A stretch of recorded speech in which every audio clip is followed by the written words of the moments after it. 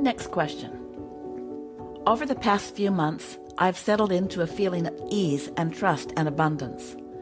I got to the point where I felt constantly in alignment, and in some cases, I would think of something I wanted, and within a matter of hours or less, I would have it delivered to me. The height of this experience was last week, when I felt like I was on fire in terms of manifesting, which I often am. It seemed there was nothing out of reach, which I know is true, but last week I really felt it. The most fun example of this for me happened when I bought a series of lottery scratch-off tickets that I'd never before been compelled to buy. Out of probably 10 different tickets I purchased, 7 of them were winners, and I certainly won more money than I spent, even though I considered the money spent just the cost of having a bit of fun. The interesting thing about this period of time for me is that my spouse was on a trip out of the country. Things always feel more effortless in my life when he is physically away from me. Since he's been back at home, I have still felt mostly at ease, except when he wants to discuss and commiserate about his lack of ease and how hard his life is and how hard it is to make money. These conversations don't make me feel good because I would rather focus on what is going well, and I don't agree with his perspective.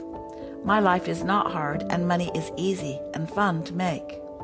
He focuses so much on what is and what bothers him that no amount of me pointing to our many, many blessings makes a difference. When I refuse to engage further, he gets angry and feels as if he's being dismissed. Because of this, I often feel the need to distance myself from him to avoid going backwards in my own efforts to focus on feeling good and allowing more ease into my life. I know I'm not responsible for his feelings, another point he disagrees with me on. My question for you is, how can I avoid giving my energy and attention to his moods and his desire to focus so much on reality without causing further discord? He's such a wonderful person, and so many of the good things in my life can physically be attributed to him and his kindness. I love and appreciate him so much. I wish he could stop being so hard on himself and so down on the world around him, or at the very least understand that my perspective and focus on ease and fun and letting things come to me isn't something that he needs to prove wrong. As we were talking earlier about different topics or subjects or situations seeming to come at you and landing you on the emotional scale, we want you to remember that the reason that those things are coming at you is because you are attracting them. It feels like he's doing this to you rather than you are attracting this from him. Because you have different experiences when you are seeing yourself creating more on your own, that's a true indicator that you have more control over your creating when it's just you. Because you can't control how others feel and how others think and what others do. And while it is true, it's easier when it's just you because there's not so much thought and word and experience to navigate. You still can't get around the fact that you are attracting it. Yes, your expectation about ease of creating when it's just you is true, but you don't want to live alone. You don't want to be alone. You don't want to create alone. As you acknowledge, there are so many wonderful things that you don't want to let go of. So this is a situation where you've just got to clean up your vibration. You've got to own your point of attraction. A big part of resistance that people feel when they're co-creating with each other is a sort of competition about whose approach to life is the right one, when really there is no one right approach to life. When people are co-creating, you often say things like, well, he makes me feel this way. And we know it seems like that because maybe before this interaction, you didn't acutely feel this way. But what we so want you to hear from us is that you did feel that way before the recent thing and the recent thing and the recent thing that happened. You are attracting it and it is coming. It's not that it comes and then you feel it. It's that it comes and then you feel it more. and you associate the feeling it more with something that just happened, something that someone just did or said or was. So let's take a look at where some of these things that you're describing are causing you to land. He wants to discuss and commiserate about his own lack of ease and how hard life is and how hard it is to make money. So where does that land you? Frustration is number 10? Or is it more? Is it 11, which is overwhelmment? Well, it's more like 11 than it is 10. Or is it disappointment? Well, it is a bit more disappointment than overwhelmment. Or is it doubt? That's 13. Well, it is a little more doubt than disappointment. Or is it worry? Or blame? Or discouragement? Let's play with this. Let's say that you think it's frustration. So you feel around there. And as you think about it, you acknowledge that it's more than frustration and irritation. It feels like overwhelmment because it's been going on for a while. And as you said, you've tried. So now settle into overwhelmment for a minute. We are actually walking you down the emotional scale.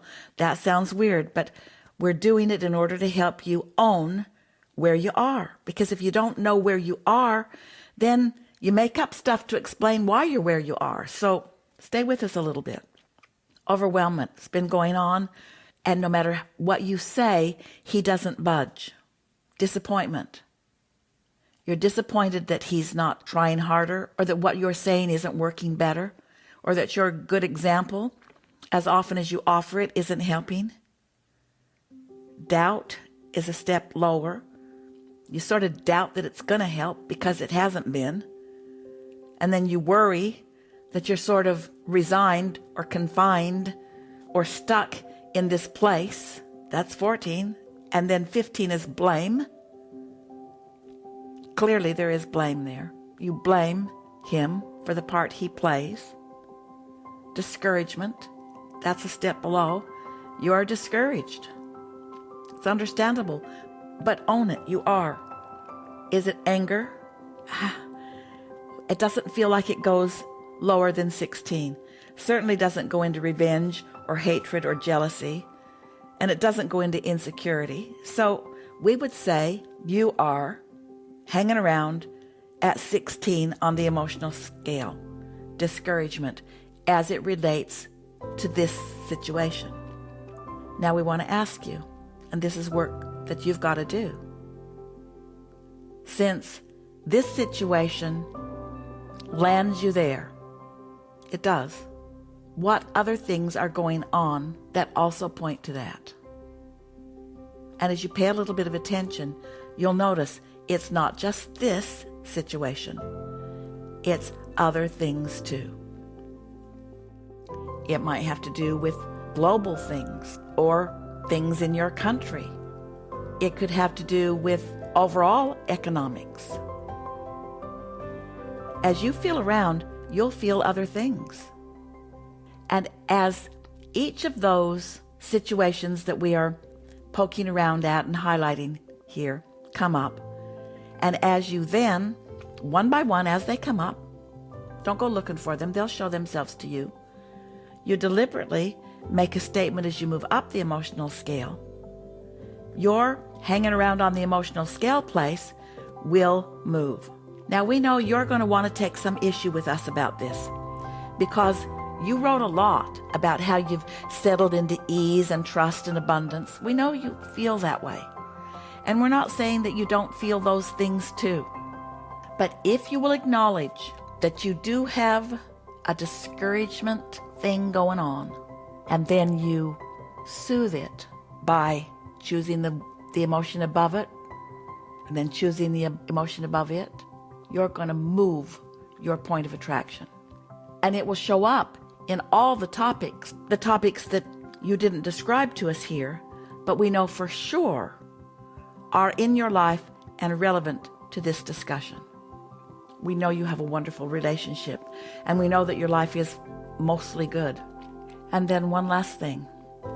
remember, it feels like this situation is about your husband and how he makes you feel because of how he feels. But that's really not what it's about. What it's really about is your husband and how he reminds you that you've got a point of attraction going on that you don't want to admit because it isn't what you want to be feeling. So many people have associated how they should feel with this emotional scale. And you've placed judgments on some of these emotions. And that would be like placing a judgment on the gas gauge in your vehicle. Like 3/4 of a tank is honorable, and half a tank is getting a little shady, and 1/4 of a tank is just disrespectful and inappropriate. When the gas gauge doesn't require judgment, it's just an indicator. And your emotions are only indicators as well. Indicators of vibrational relativity between thoughts that you are thinking because you have been thinking them.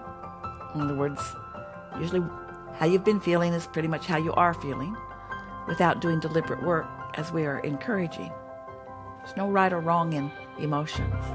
They're indicators of your vibrational relationship to your inner being. We are so happy about these conversations that we are having with so many of you these days, because this is the real work that you're getting down to. At first it feels sometimes hard to understand, and then it feels sometimes hard to actually do. But each time we have a conversation like this and you actually focus yourself into a better feeling place, and then what comes back to you as a result of your improved placement in relationship to how your inner being feels, things just get better and better and better and better and better. So that it's not just an occasional winning of a lottery ticket.